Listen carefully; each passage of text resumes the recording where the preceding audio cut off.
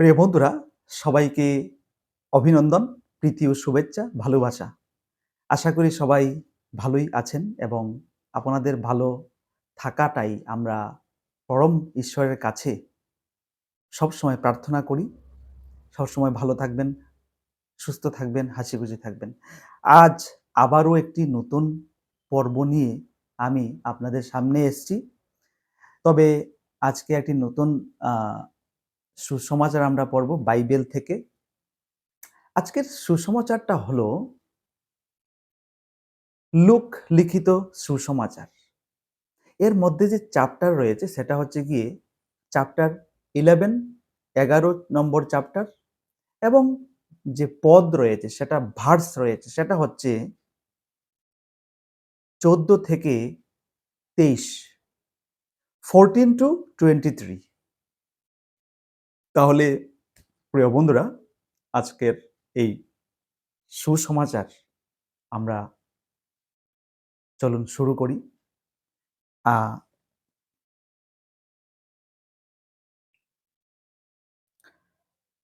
এখানটায় আমরা যদি 14 ভার্সে যাই, পদটাতে যাই, আমরা দেখতে পাই যিশু ভূতগ্রস্ত এক বোবা ব্যক্তির মধ্য থেকে ভূত বিতাড়িত করেছিলেন।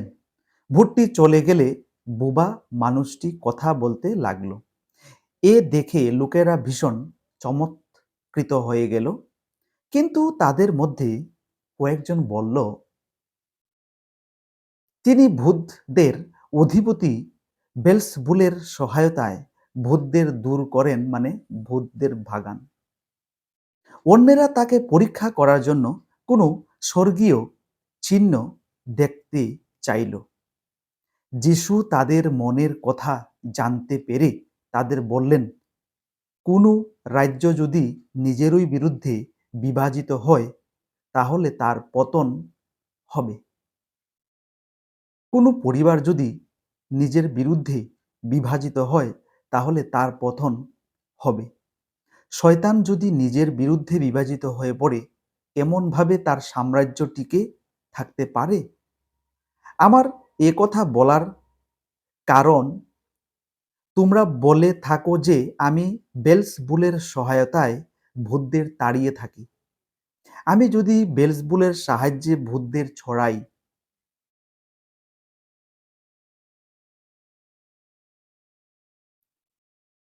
তাহলে তোমাদের অনুগামীরা কার সহায়তায় তাদের তাড়ায়?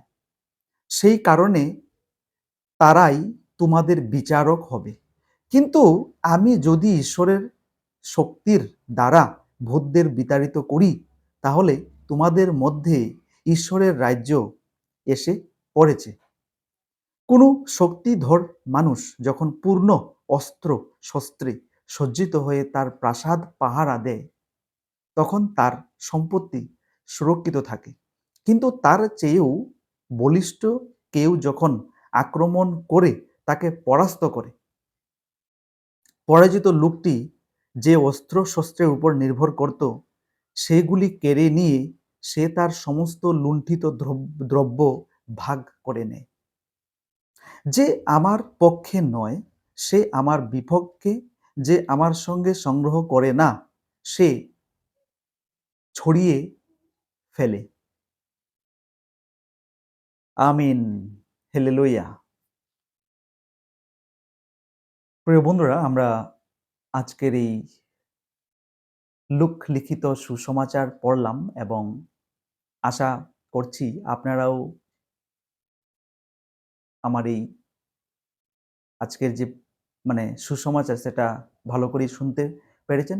এবং এর থেকে দেখুন আমরা বুঝতে পারি যে সুসমাচারটি আজকের, এর সুসমাচার থেকে আমরা এটা জানতে পারি বা বুঝতে পারি যে প্রভু যিশুকে অনেক রায় পরীক্ষা করতে চেয়েছিল। প্রভু যিশুর জন্য অনেকের মনের মধ্যে বিভিন্ন ধরনের প্রশ্ন আসে। তিনি একটি বোবা মানে লোকের ভেতর থেকে ভূতকে তাড়িয়েছিলেন, এবং এই যে বোবা লোকটি, সে যখন মানে বিপদমুক্ত হলো, ভূতমুক্ত হলো, তখন তিনি বলতে লাগলেন। সেই বোবা লোকটি বলতে লাগলেন। এবং ওই জায়গাতে থাকা মানুষরা খুব আশ্চর্য হয়েছিল। তারা আশ্চর্যান্বিত হয়েছিল যে প্রভু যিশু কি করে এই ভূতগুলোকে তাড়িয়ে থাকেন? উনার শক্তিটা কোথায় থেকে এতটা আসে?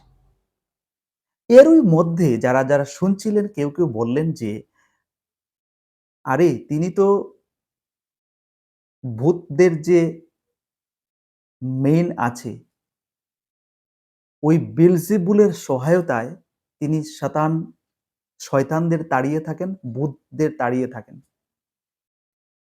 তো যিশু এবং তারা কিছু স্বর্গীয় চিহ্ন চাইল। আপনি যেগুলি করে থাকেন এটার একটা চিহ্ন, একটা কিছু আমাদেরকে দিন যে যদি বেলজেবুল না হয়ে থাকে তাহলে কি রকম ভাবে তাড়িয়ে থাকেন? আপনার কাছে এত শক্তি কিভাবে আসলো? পাওয়ার আসলো? তো তিনি ঈশ্বর পুত্র এটা মানুষ কিছু মানুষ রয়েছে বুঝতেই পারলেন না। তিনি যে ঈশ্বর পুত্র। উনার শক্তিটা সেই পিতার থেকে আসে। যিনি উপরে আছেন, সর্বশক্তিমান পিতা। প্রভু যিশু এগুলি জানতেন। প্রভু যিশু মানুষের মনের কথা বুঝতে পারতেন। ওরা কি ভাবছে, কি চিন্তাধারা করছে বা কি চিন্তাধারা করবে আগামী দিনে। এতটুকু পাওয়ার প্রভু যিশুর কাছে ছিল। তিনি সবার উত্তরে বললেন যে, মানে আমি যদি শয়তানের সাহায্য নেই, শয়তানকে দমন করতে, তাহলে কোন শয়তান কি চাইবে সে আরেকটা শয়তানের দমন হোক? এখন শয়তানের সাম্রাজ্য যদি শয়তানের মধ্যে বিভাজিত করে দেওয়া হয়, তাহলে তাদের আ সাম্রাজ্যটা কি মানে পতিত হবে না? তাদের সাম্রাজ্যটা কি ভাঙবে না? তাহলে কোন শয়তান চাইবে আরেকটা শয়তানকে দিয়ে শয়তানকে মারা এটা তো কোনোভাবেই পসিবল নয়। প্রিয় বন্ধুরা, আমরা যদি এই সুসমাচারের ভেতরে ঢুকি আরো লাইন পড়ি, আমরা নিমিষেই বুঝতে পারি যে প্রভু যিশুর এত শক্তি রয়েছে, প্রভু যিশুর এত আ আধ্যাত্মিকতা রয়েছে। উনি জেনে যান, উনি বুঝে যান মানুষ কি ভাবছে বা কি ভাবতে চাইছে, কি বলতে চাইছে। তাহলে তিনি ভূত ভাগিয়ে থাকেন, তিনি কোনো রোগীকে ভালো করে থাকেন। এই যে ব্যাপারগুলো, সেই সব শক্তি উনি সর্বশক্তিমান পিতার কাছ থেকে যিনি উপরে রয়েছেন, ভগ মানে যে ঈশ্বর মেইন রয়েছেন। বলতে পারেন উনার পিতার কাছ থেকেই সব শক্তি তিনি গ্রহণ করে থাকেন। এবং তিনি বললেন যে, কিছু মানুষ আমাকে বিশ্বাস করবে, কিছু মানুষ আমাকে বিশ্বাস করবে না। আমাকে তাড়িয়ে দিতে চাইবে, আমাকে মারতে চাইবে, আমার প্রতি ষড়যন্ত্র করবে। তাহলে এই আজকের যে সুসমাচারটা মানে রইল, আমরা দেখি, সেই সুসমাচার থেকে আমরা বুঝতে পারি যে প্রভু যিশুকে কেউ বিশ্বাস করবে, কেউ বিশ্বাস করবে না। যারা ওর কথা তিনি বলছেন একদম লাস্ট পদে তিনি বলছেন যে, যারা আমার সঙ্গে নয়, ওরা আমার বিপক্ষে। যারা আমার কথা শুনতে চায় না, ওরা আমার বিপক্ষে কাজ করে। আর যারা মানে সবাইকে নিয়ে আমার কাছে না আসে, ওরা ছড়িয়ে ছিটিয়ে থাকে। ওরা তো আমার কাছে আসে না, আমার কথাও শোনে না। আমার কোনো অ্যাডভাইস, কোনো উপদেশ, কোনো নির্দেশ এগুলোও গ্রহণ করে না। তাহলে তারা কি করে রয়েছে? তারা ছড়িয়ে ছিটিয়ে রয়েছে। আর ঈশ্বরের রাজ্যে প্রবেশ করতে হলে তিনি বলছেন যে যিশু বলছেন যে ঈশ্বরের রাজ্যে যদি প্রবেশ করতে হয়, যেমনটা প্রভু যিশু মৃত্যুর ৩ দিন পরে আবার জেগে উঠেছিলেন। এরপর তিনি স্বর্গরাজ্যে প্রবেশ করেছিলেন। তাহলে আমাদের স্বভাব, আমাদের আচরণ, আমাদের বিশ্বাস এইগুলো যদি না থাকে, তাহলে বন্ধুরা আমরা ঈশ্বরের রাজ্যে, স্বর্গের রাজ্যে আমরা প্রবেশ করতে পারব না। সেটা বাধাপ্রাপ্ত হবে।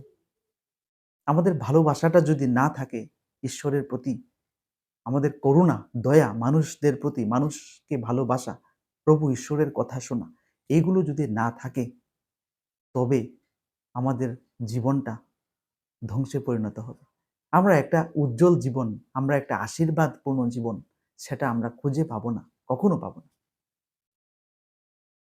তো আজকের এই সুসমাচার থেকে আমরা অনেক কিছু বুঝতে পারি, জানতে পারি। আ আমি আজকের যে সুসমাচারটা আছে প্রিয় বন্ধুরা, আমি এখানেই সেটাকে সমাপ্ত করব, ইতি টানবো। আবারও একটি নতুন পর্বে, আবারও একটি নতুন সুসমাচার নিয়ে আপনাদের সঙ্গে হাজির হব। আপনাদের সঙ্গে আলোচনা করব। সবাই ভালো থাকবেন, সুস্থ থাকবেন, ভালো সবসময় চিন্তা করুন, ভালো ভাবুন, ভালো মানুষের জন্য করুন। আমিন। হেলেলুয়া।